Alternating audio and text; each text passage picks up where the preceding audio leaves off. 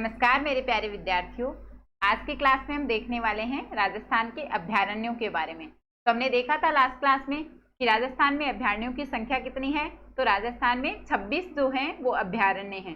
कौन कौन से अभ्यारण्य हैं वो भी देख लेते हैं, क्योंकि इससे कई बार प्रश्न बन जाता है, तो ये भी हम देख लेते हैं। ठीक है स्टूडेंट्स, तो अगर हम राजस्थान के अभ्यारण्यों की बात करें तो 26 अभ्यारण्य हैं। कौन कौन से हैं? पहला है सरिस्का अभ्यारण्य। कहाँ पे है? ये है अलवर के अंदर स्थित है। अगर इसका विस्तार देखें तो अलवर और जयपुर जिले के अंदर जो सरिस्का अभ्यारण्य है इसका विस्तार है। ये राजस्थान की दूसरी बाघ परियोजना है। तो सरिस्का अभ्यारण्य जो है ये राजस्थान की दूसरी बाघ परियोजना भी है।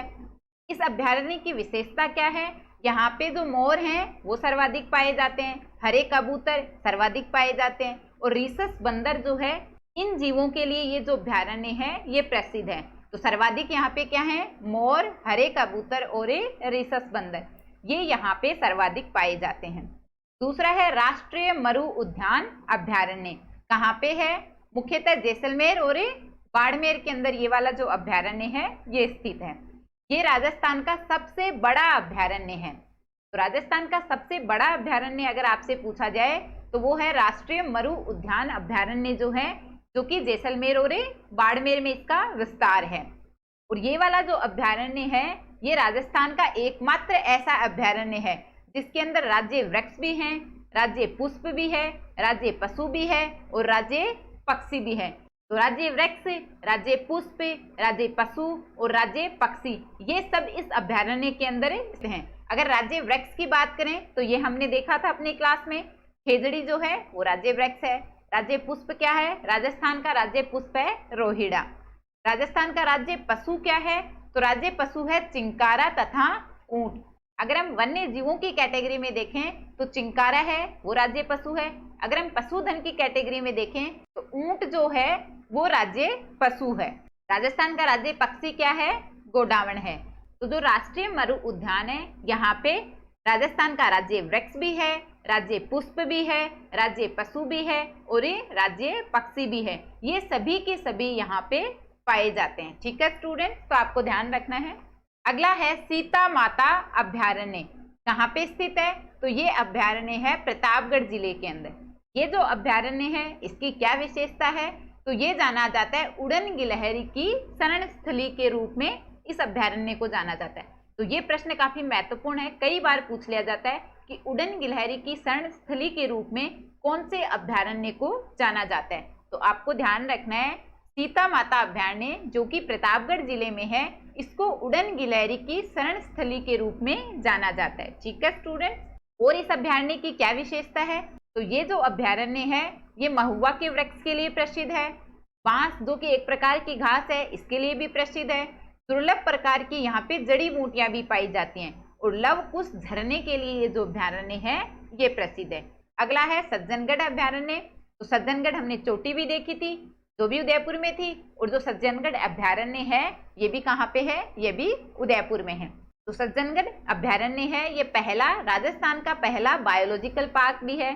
तो जब हमने बायोलॉजिकल पार्क देखे थे तब भी हमने देखा था राजस्थान का पहला बायोलॉजिकल पार्क कौन सा है? सज्जनगढ़ अभ्यारण्य जो कि उदयपुर जिले में स्थित है। ठीक है स्टूडेंट, और राजस्थान का दूसरा सबसे छोटा अभ्यारण्य, सबसे छोटा अभ्यारण्य अगर हम बात करें तो वो है सरिस्का ए अभ्यारण्य।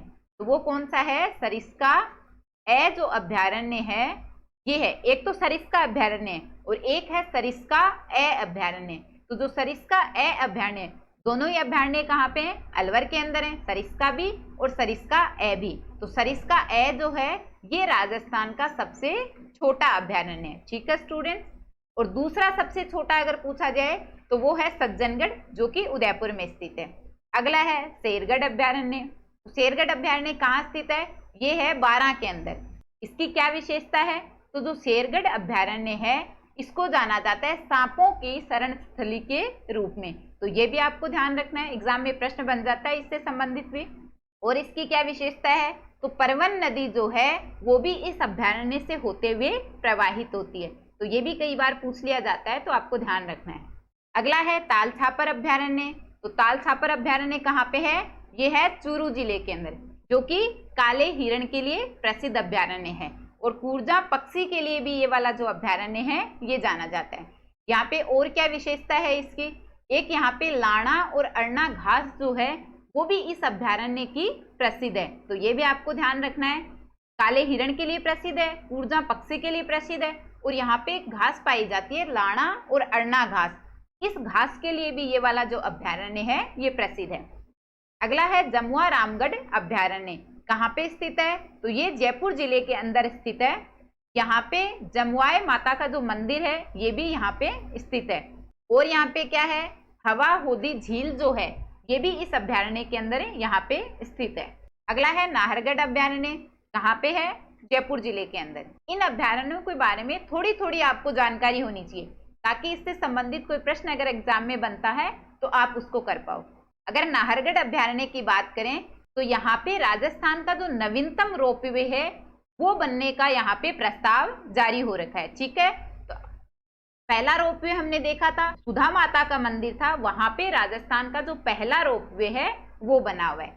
और नवीनतम रोपवे कहाँ पे प्रस्तावित है, तो ये है जो नाहरगढ़ अभ्यारण्य है जयपुर जिले के अंदर, जयपुर के अंदर स्थित है। यहाँ पे राजस्थान का नवीनतम जो रोपवे है वो बनना प्रस्तावित है। और इस अभ्यारण्य की क्या विशेषता है, किस चीज के लिए प्रसिद्ध है, तो यहाँ पे लोयन सफारी के लिए ये जो अभ्यारण्य है ये प्रसिद्ध है।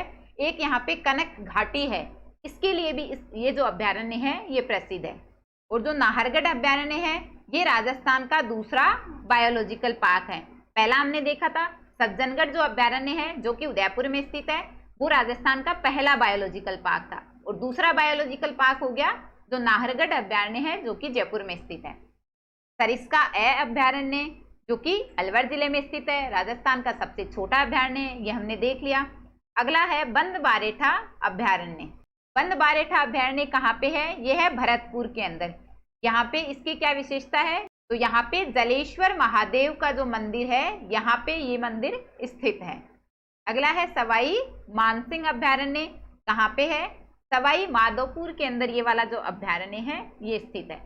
तो ये वाला जो अभ्यारण्य है ये बनाया गया था जो रणथंभौर राष्ट्रीय उद्यान है उसके भार को कम करने के लिए ये वाला जो अभ्यारण्य है जो सवाई मानसिंह अभ्यारण्य है इसको बनाया गया था। ठीक है स्टूडेंट्स, केला देवी अभ्यारण्य करौली में स्थित है। जो काली सिल नदी है वो इस अभ्यारण्य से होते हुए प्रवाहित होती है। अगला है चंबल गढ़ियाल अभ्यारण्य। ये अभ्यारण्य कहाँ पे स्थित है, तो चंबल नदी का जो प्रवाह क्षेत्र है वहां पे ये वाला जो अभ्यारण्य है चंबल गढ़ियाल अभ्यारण्य, ये अभ्यारण्य स्थित है। तो चंबल नदी का जो प्रवाह है वो काफी जिलों में है, इसलिए इस अभ्यारण्य का जो विस्तार है वो राजस्थान के सबसे ज्यादा जिलों में इस अभ्यारण्य का विस्तार है। तो हम कह सकते हैं कि राजस्थान के सर्वाधिक जिलों में विस्तार कौन से अभ्यारण्य का है, चंबल गढ़ियाल जो अभ्यारण्य है इसका राजस्थान के सर्वाधिक जिलों में विस्तार है। अगला है भैंसरोडगढ़ अभ्यारण्य। इनके सीधे सीधे बस आपको नाम ध्यान रखना है कौन सा अभ्यारण्य है और कौन से जिले में। कई बार मिलान करने वाले प्रश्न में पूछ लिया जाता है, एक साइड में अभ्यारण्य का नाम आएगा और आगे आपको जिला दिया हुआ होगा कि कौन सा अभ्यारण्य किस जिले के अंदर है। तो भैंसरोडगढ़ अभ्यारण्य चित्तौड़ जिले के अंदर है। हमने जगह भी देखी थी चित्तौड़ के अंदर जो भैंसरोडगढ़ जगह है तो वहीं पे भैंसरोडगढ़ अभ्यारण्य है। बस्सी अभ्यारण्य ये भी चित्तौड़ के अंदर है। जवाहर सागर अभ्यारण्य, तो जवाहर सागर अभ्यारण्य कहाँ पे है, इसका विस्तार है कोटा, बूंदी तथा चित्तौड़ के अंदर। अगला है वन विहार अभ्यारण्य, धौलपुर के अंदर स्थित है। अगला है केसरबाग अभ्यारण्य, ये भी धौलपुर के अंदर स्थित है। अगला है राम सागर अभ्यारण्य, तो ये अभ्यारण्य भी धौलपुर के अंदर है। अगला है फुलवारी की नाल अभ्यारण्य। फुलवारी की नाल अभ्यारण्य कहाँ पे है, तो ये है उदयपुर के अंदर स्थित अभ्यारण्य है। कुंभलगढ़ अभ्यारण्य, कुंभलगढ़ किला भी था, दुर्ग भी था, कहाँ पे था, राजसमंद में, तो वहीं पे अभ्यारण्य है राजसमंद के अंदर कुंभलगढ़ अभ्यारण्य। टोडगढ़ अभ्यारण्य, टोडगढ़ चोटी भी हमने देखी थी जो कि अजमेर में स्थित थी। टोडगढ़ किला भी है। तो टोडगढ़ अभ्यारण्य का विस्तार कहाँ कहाँ पे है, अजमेर, पाली तथा राजसमंद। अजमेर के आसपास वाले जो क्षेत्र हैं पाली और राजसमंद के अंदर। दर्रा अभ्यारण्य, दर्रा अभ्यारण्य का विस्तार कहाँ कहाँ पे है, कोटा तथा झालावाड़ के अंदर जो दर्रा अभ्यारण्य है इसका विस्तार है। अगला है माउंट आबू अभ्यारण्य, तो माउंट आबू कहाँ पे स्थित है, सिरोही में, तो माउंट आबू अभ्यारण्य कहाँ पे, ये भी सिरोही के अंदर है। ये जो अभ्यारण्य है ये जंगली मुर्गों के लिए प्रसिद्ध है। तो आपको ध्यान रखना है कि जंगली मुर्गों के लिए कौन सा अभ्यारण्य प्रसिद्ध है, तो ये है माउंट आबू अभ्यारण्य, जो कि सिरोही के अंदर स्थित है। अगला है जयसमंद अभ्यारण्य, कहाँ पे है? उदयपुर के अंदर है। जयसमंद झील भी हमने देखी थी, उदयपुर के अंदर है वो भी। ये जो अभ्यारण्य है ये बहोरा पक्षी की शरण स्थली के रूप में इसको जाना जाता है। ठीक है स्टूडेंट्स। और लास्ट अभ्यारण्य वो है रामगढ़ विषधारी अभ्यारण्य। तो ये अभ्यारण्य कहाँ पे स्थित है? ये है बूंदी के अंदर। तो ये आपके लिए इंपॉर्टेंट हो जाता है, इससे प्रश्न पूछा जा सकता है। जो रामगढ़ विषधारी अभ्यारण्य है कहाँ पे स्थित है? ये है बूंदी जिले के अंदर। तो स्टूडेंट्स ये हमने राजस्थान के जो 26 अभ्यारण्य थे उनके बारे में जो मुख्य मुख्य बातें थी वो देख लिए। तो आपको सारी चीजें ध्यान में रखनी है, कई बार एग्जाम में सीधा सीधा प्रश्न पूछ लिया जाता है। ठीक है स्टूडेंट। ये टेलीग्राम चैनल है, इस पे आपको सारी क्लासेस की PDF मिल जाएंगी, या फिर आप सिया मैम के नाम से भी सर्च कर सकते हैं, उससे भी आपको टेलीग्राम चैनल मिल जाएगा, उसको ज्वाइन कर लेना और वहां पे आपको सारी PDF मिल जाएंगी। तो ये हमारा वनस्पति वाला जो टॉपिक है ये कंप्लीट हो गया। अब हम इससे संबंधित कुछ प्रश्न देख लेते हैं जो कि एग्जाम में पूछे हुए प्रश्न हैं, ताकि आपको आइडिया लग जाएगा कि वनस्पति से किस प्रकार के जो प्रश्न हैं वो बनते हैं। तो एग्जाम में आए हुए प्रश्न देख लेते हैं थोड़े। पहला प्रश्न है, निम्न में से राजस्थान के राष्ट्रीय उद्यान हैं। तो हमने देखा था राजस्थान के अंदर कौन कौन से राष्ट्रीय उद्यान हैं। पहला ऑप्शन है मुकुंदरा हिल्स। तो मुकुंदरा हिल्स बिल्कुल राजस्थान का राष्ट्रीय उद्यान है, तो ये सही है। दूसरा है रणथंभौर। तो रणथंभौर राष्ट्रीय उद्यान भी राजस्थान के अंदर है। तीसरा है केवला देव घना, ये वाला जो राष्ट्रीय उद्यान है ये भी राजस्थान के अंदर है। चौथा है नेशनल चंबल सेंचुरी। तो ये वाला जो उद्यान है ये राजस्थान के अंदर नहीं है। हमने मुकुंदरा हिल्स पढ़ा था, रणथंभौर भी पढ़ा था और केवला देव भी पढ़ा था। तो इसमें से जो ऑप्शन डी है ये राजस्थान के अंदर नहीं है। बाकी आंसर क्या हो जाएगा? A, B तथा C इसके आंसर हो जाएंगे। ठीक है स्टूडेंट। अगला प्रश्न देखते हैं। दूसरा प्रश्न है, राजस्थान के राज्य वृक्ष जो कि क्या है? खेजड़ी है, उसको अन्य किस नाम से जाना जाता है? तो जब हमने खेजड़ी वृक्ष के बारे में पढ़ा था तब हमने देखे थे कि खेजड़ी को और किन किन नामों से जाना जाता है। पहला ऑप्शन दे रखा है जांटी, तो खेजड़ी को जांटी बोला जाता है, ये हमने देखा था और आप सभी जानते भी हैं। दूसरा है शमी वृक्ष। तो शमी वृक्ष के रूप में भी किसे जाना जाता है? जो खेजड़ी वृक्ष है इसी को बोला जाता है शमी वृक्ष। उपयुक्त दोनों, तीसरा ऑप्शन है उपयुक्त दोनों। तो ये हमारा सही उत्तर हो जाएगा। अगला है बबूल। तो बबूल इसको नहीं बोला जाता। तो खेजड़ी को क्या क्या बोला जाता है? चांटी भी बोला जाता है और ये शमी वृक्ष भी बोला जाता है। तो ऑप्शन ए और जो बी हैं ये दोनों हमारे सही उत्तर हो जाएंगे। ठीक है स्टूडेंट। अगला प्रश्न देखते हैं। अगला प्रश्न है, राजस्थान में आखेट निषेध क्षेत्र हैं। तो अपन ने क्लास के अंदर देखा था राजस्थान में कितने आखेट निषेध क्षेत्र हैं। आखेट यानी कि शिकार निषेध क्षेत्र हैं। तो कौन कौन से हैं ये आपको ध्यान रखना जरूरी नहीं है, लेकिन कितने हैं उनकी संख्या आपको पता होनी चाहिए। सीधा सीधा प्रश्न पूछ लिया जाता है। तो अगर आखेट निषेध क्षेत्र की बात करें राजस्थान में कितने हैं? पहला ऑप्शन दे रखा है 33, दूसरा है 27, 40 और 30। तो हमने देखा था कितने हैं? तो राजस्थान के अंदर हैं 33 जो आखेट निषेध क्षेत्र हैं, ये राजस्थान के अंदर स्थित हैं। तो हमारा सही उत्तर क्या हो जाएगा? जो ऑप्शन ए है 33 आखेट निषेध क्षेत्र, ये हमारा सही उत्तर हो जाएगा। अगला प्रश्न है, विश्व वानिकी दिवस आयोजित किया जाता है। तो विश्व वानिकी दिवस कब मनाया जाता है ये हमसे पूछ रहा है। पहला ऑप्शन है 21 मार्च। बिल्कुल 21 मार्च को ही विश्व वानिकी जो दिवस है ये मनाया जाता है। अपन ने क्लास के अंदर देखा था कि विश्व वानिकी दिवस कब मनाया जाता है। तो 21 मार्च को मनाया जाता है विश्व वानिकी दिवस। तो ये आपको ध्यान रखना है। अगला प्रश्न है, राजस्थान सरकार द्वारा पहली वन नीति कब घोषित की गई थी। तो मैंने बताया था आपको कि राजस्थान सरकार जो है वो भी अपनी अलग से वन नीति लेके आई थी। तो राजस्थान की पहली वन नीति कब आई थी? वो आई थी 18 फरवरी 2010 को। कब आई थी? 18 फरवरी 2010 को राजस्थान की पहली वन नीति आई थी। और अभी हाल फिलहाल में नई वन नीति जो है वो राजस्थान लाने की तैयारी में है। तो कभी भी राजस्थान की नई वन नीति आ सकती है। अगर आपकी एग्जाम से पहले आ जाती है तो उसको मैं अपडेट करवा दूंगी। ठीक है स्टूडेंट्स। तो इसका सही उत्तर क्या हो जाएगा? तो ऑप्शन ए है 18 फरवरी 2010, ये हमारा सही उत्तर हो जाएगा। अगला प्रश्न है, सेवन घास किस जिले में विस्तृत रूप से होती है? तो हमने पढ़ा था सेवन घास कहाँ पे पाई जाती है, तो जैसलमेर के अंदर जो जलपट्टी वाला क्षेत्र है, जो कि सरस्वती नदी का जो भूगर्भिक अवशेष है, वहां पे एक जलपट्टी वाला क्षेत्र है, वहां पे पाई जाती है सेवन घास। और ये भी हमने देखा था कि जो सेवन घास है इसको क्या बोला जाता है? इसको बोला जाता है गोडावण पक्षी की शरण स्थली जो है, इसको बोला जाता है सेवन घास को। ठीक है, तो गोडावण पक्षी की जो शरण स्थली है ये बोला जाता है सेवन घास को। तो हमसे पूछा है कि सेवन घास जो है वो कौन से जिले में मुख्य रूप से विस्तृत है? तो ये है जैसलमेर के अंदर। जैसलमेर के अंदर जहाँ पे जलपट्टी पाई जाती है वहीं पे ये जो घास है ये उगती है। ठीक है स्टूडेंट, अगला प्रश्न देखते हैं। अगला प्रश्न है, राजस्थान का कौन सा वृक्ष जंगल की ज्वाला के नाम से जाना जाता है? तो ये हमने पढ़ा था, पलास का जो वृक्ष है इसको बोला जाता है जंगल की ज्वाला। ये कैसा था?